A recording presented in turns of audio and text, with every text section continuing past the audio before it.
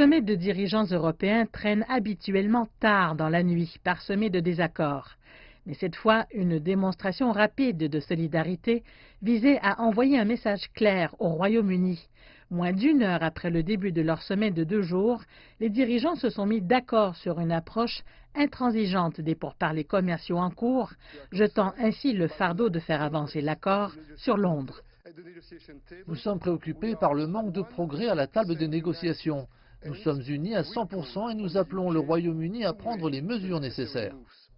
Bruxelles demande des concessions sur l'accès aux eaux de pêche du Royaume-Uni, la gouvernance et les soi-disant égalités des chances. Des trois, sa plus grande crainte est que le Royaume-Uni devienne un rival étranger, utilisant des subventions publiques pour saper la concurrence. Nos positions ont été claires dès le premier jour de cette négociation. Si vous voulez accéder à notre marché de 450 millions de personnes, il doit y avoir des règles du jeu équitables. Il doit s'agir d'une concurrence libre et loyale. Le négociateur en chef de l'UE, Michel Barnier, a déclaré que lui et son équipe se rendraient à Londres la semaine prochaine pour poursuivre les négociations, mais qu'on ne sait pas s'ils seront les bienvenus. Vendredi, le Premier ministre britannique Boris Johnson a menacé de mettre fin aux négociations si aucun progrès sur un accord n'était fait. Et les deux côtés admettent qu'ils demeurent très éloignés.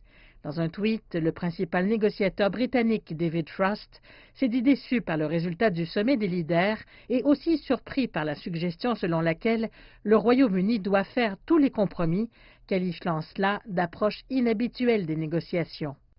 Le temps presse dangereusement pour qu'un compromis soit obtenu. La période de transition de 11 mois expire à la fin de l'année, mais pour que cet accord soit mis en place au 1er janvier, les détails doivent être réglés d'ici la fin octobre.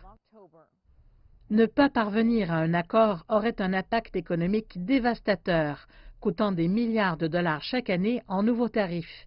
Les deux parties disent qu'elles veulent un accord, mais juste au cas, les dirigeants de l'UE ont été invités à accélérer les préparatifs pour une issue sans accord.